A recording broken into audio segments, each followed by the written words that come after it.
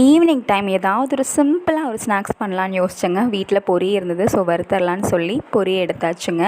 பொரி வறுக்க கொஞ்சம் பூண்டு வேணும். ஸோ பூண்டை உரித்து அதை நல்லா தட்டி எடுத்துக்கலாங்க. 1 2 இல்லாமல் நல்லா சதைச்சி தட்டி எடுத்துக்கலாம். இது நல்லா டேஸ்ட் கொடுக்குங்க பொரிக்கு. இந்த அளவுக்கு நல்லா தட்டி எடுத்துக்கலாம். எடுத்ததுக்கப்புறம் வானொலி வச்சு வானொலியில் கொஞ்சம் நிறையவே எண்ணெய் விட்டுட்டு கடுகு போட்டுக்கலாங்க. கடுகு நல்லா பொரிஞ்சு வந்ததுக்கப்புறமா நம்ம தட்டி வச்ச பூண்டை இதில் போட்டுக்கலாம். இதை வந்துட்டு நல்லா ஒரு ப்ரௌன் கலராக ஆகுங்க. அது வரைக்குமே நல்லா நம்ம வறுத்து எடுத்துக்கணும். ஓரளவுக்கு எண்ணெய் விட்டோம் அப்படின்னா தான் வடைச்சட்டியில் ஒட்டாமல் வருங்க. நல்லா ப்ரௌன் கலராக மாறும். ஏன்னா பச்சையாக இருந்தால் பொரி நவுத்து போயிடும். ஸோ அதனால் இந்த அளவுக்கு வறுத்துட்டு அதுலேயே கொஞ்சம் கருகாப்பிலை போட்டு கருகாப்பிலையும் நல்லா கிறிஸ்பியாக ஆகுங்க. அது வரைக்கும் நல்லா வறுத்துக்கலாம். இந்த அளவுக்கு வறுத்ததுக்கப்புறமா பொரியில் உப்பு இருந்தால் போட வேணாம், இல்லைன்னா பொரியிலையும் உப்பு போட்டுக்கோங்க.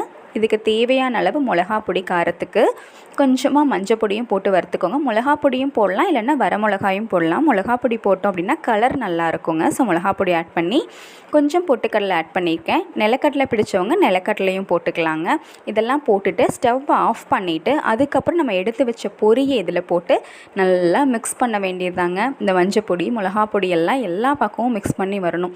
நல்லா மிக்ஸ் பண்ணி வச்சதுக்கப்புறமா ஒரு டீயும் போட்டுட்டு ஈவினிங் டைம் ஸ்நாக்ஸ் சாப்பிட்டோம் அப்படின்னா டேஸ்ட்டு சூப்பராக இருக்குங்க. இந்த கடைகள் எல்லாம் சின்ன சின்ன பேக் போட்டு விற்பாங்க இல்லைங்களா, அந்த டேஸ்ட்டை விடவே இது நல்லா இருக்குங்க. ட்ரை பண்ணி பாருங்கள்.